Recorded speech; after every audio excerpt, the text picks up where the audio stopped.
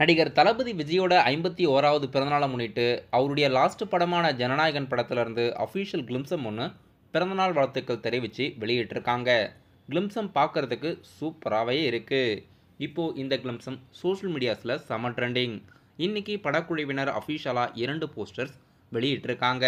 ஜனநாயகன் படத்தில் தளபதி விஜய் அவர்கள் போலீஸ் கதாபாத்திரத்திலையும் நடிச்சிருக்கிறதா ஒரு போஸ்டர் வெளியாகியிருக்கு. தளபதி விஜய் அவர்கள் போலீஸாக நடிக்கும் 4வது படம் இது. டைரக்டர் வினோத்தோட இயக்கத்தில் அனிருத் மியூசிக்கில் இப்போது இந்த படத்தோட ஷூட்டிங்ஸ் எடுத்திருக்காங்க.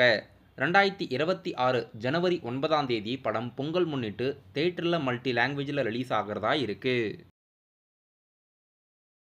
பவன் கல்யாணோட நடிப்பில் அடுத்த புதிய படம் ஹரிஹர வீரமல்லு.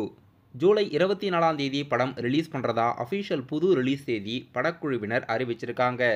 பாபி தியோல் இந்த படத்தில் ஒரு முக்கியமான கதாபாத்திரத்தில் நடிச்சிருக்காரு. பேன் இண்டியா லாங்குவேஜில் படம் ஜூலை 24ஆம் தேதி ரிலீஸ் பண்ணுறதா புது ரிலீஸ் தேதி அறிவிச்சிருக்காங்க.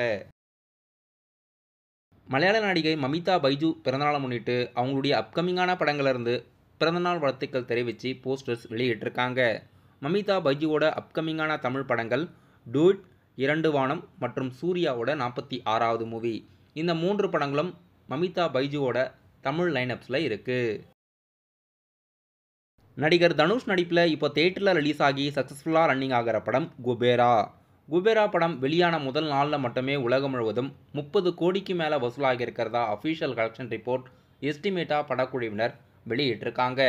கண்டிப்பாக குபேரா படம் ரிலீஸ் ஆகி இது வரைக்கும் 3 நாட்களுக்கு மேலே ஆக போகுது. படம் வெளியான 2 நாட்களில் மட்டுமே 50 கோடிக்கு மேலே கிராஸ் ஆகியிருக்கும். இன்றைக்கி சண்டே வீக்கெண்டில் கண்டிப்பாக குபேரா படத்துக்கு அதிகமான வசூல் வர்றதுக்கு வாய்ப்பு இருக்குது. குபேரா படம் நடிகர் தனுஷோட கெரியரில் ஈஸியாகவே 100 crore கிராஸ் பண்ணிடும்.